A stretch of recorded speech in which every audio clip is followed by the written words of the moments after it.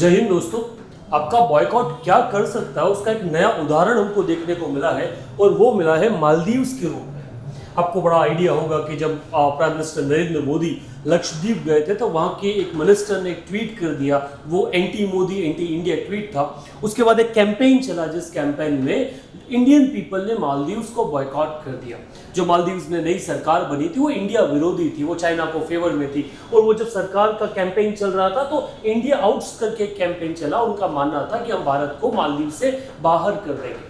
उस बॉयकॉट का इतना नतीजा हुआ कि इंडियन टूरिज्म मालदीव्स में खत्म हुआ और उस टूरिज्म के कारण मालदीव्स को यह एहसास हुआ कि इंडिया स्ट्रेटेजिकली होने के साथ साथ इकोनॉमिकली मालदीव्स के लिए कितना इंपॉर्टेंट है।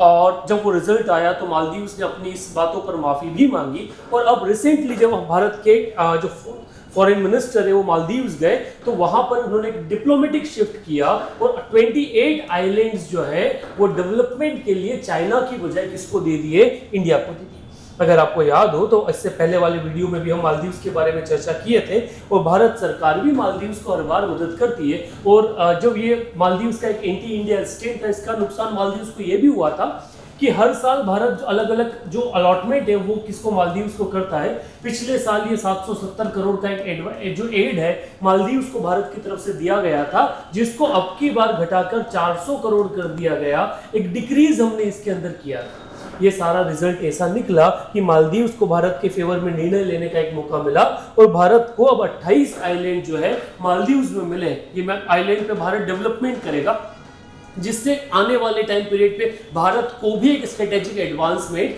ठीक है, मालदीव्स की लोकेशन पर मिलने वाला है। अच्छा, इसके तहत हम क्या करने वाले हैं तो इस पर्टिकुलर पार्ट के तहत हम लोग high impact community development project जो है वो इनॉग्रेट करेंगे, जिसमें टोटल 6 प्रोजेक्ट हम लोगे। 1000 जो मालदीव सिविल सर्वेंट है उनको इंडिया में हम हमेशा की तरह ट्रेनिंग्स देंगे, वहाँ के आर्मी पीपल्स को ट्रेनिंग देंगे। इसके साथ हम वहाँ पे mental health, special education, speech therapy, street lighting, वेयर जॉइंट, ऐसी कई सारी जो छोटी छोटी चीज़ें हैं इनके ऊपर भी हम मालदीव्स में काम करने वाला है। तो डेफिनेटली कई बार आपका सोशल मीडिया कैंपेन में कहते हैं ना कि हम क्या योगदान दे सकते हैं, तो आपका छोटा सा बायकॉट मालदीव्स को घुटने पे ला सकता है। तो सोचिए, आपका बायकॉट अगर चाइना के खिलाफ उतना ही इंटेंसिव हो या किसी और देश के खिलाफ उतना ही इंटेंसिव हो तो वो किसी को भी घुटने पर ला सकता है। इसके बारे में आपकी विचार जो है कमेंट में जरूर लिखिएगा।